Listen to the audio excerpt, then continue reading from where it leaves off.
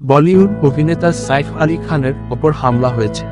গভীর রাতে বাড়িতে ঢুকে এই অভিনেতাকে ছুরিকাঘাত করেছে দুর্বৃত্তরা।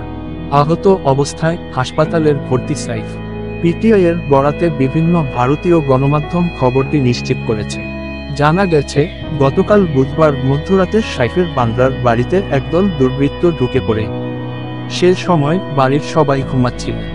দুর্বৃত্তরা একাধিকবার সাইফকে ছুরি দিয়ে আঘাত করে পালিয়ে যায়। রক্তাক্ত অবস্থায় অভিনেতাকে মুম্বাইয়ের লীলাবতী হাসপাতালে ভর্তি করা হয়। সেখানেই চিকিৎসা চলছে। মুম্বাইয়ের বান্দ্রা ওয়েস্টে স্ত্রী কারিনা কাপুর খান এবং দুই ছেলে তৈমুর ও জাহারিকে নিয়ে থাকেন সাইফ। মুম্বাই পুলিশ জানিয়েছে, গতকাল দিবাগত রাত 2:30টার দিকে এই ঘটনা ঘটেছে। অজ্ঞাত পরিচয় এক বা একাধিক ব্যক্তি ঘরে ঢুকে অভিনেতার গৃহকর্মীদের হুমকি দেন।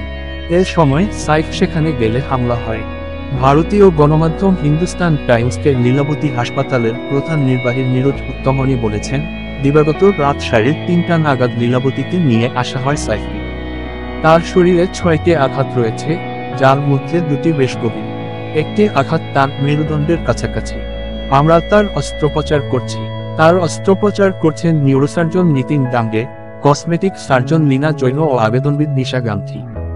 অস্ত্রোপচারের পরই বিস্তারিত বলা যাবে। প্রাথমিকভাবে বলিউড তারকা কারিনা এবং পরিবারের অন্য সদস্যরা নিরাপদ রয়েছেন বলে জানা গেছে।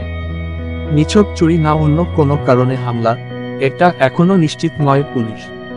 এ ঘটনার তদন্ত করতে একটি বিশেষ দল গঠন করা হয়েছে। সাইফ আলী খানের পরিবার আজ বৃহস্পতিবার সকাল 9টা পর্যন্ত এ নিয়ে কোনো বিবৃতি দেয়নি।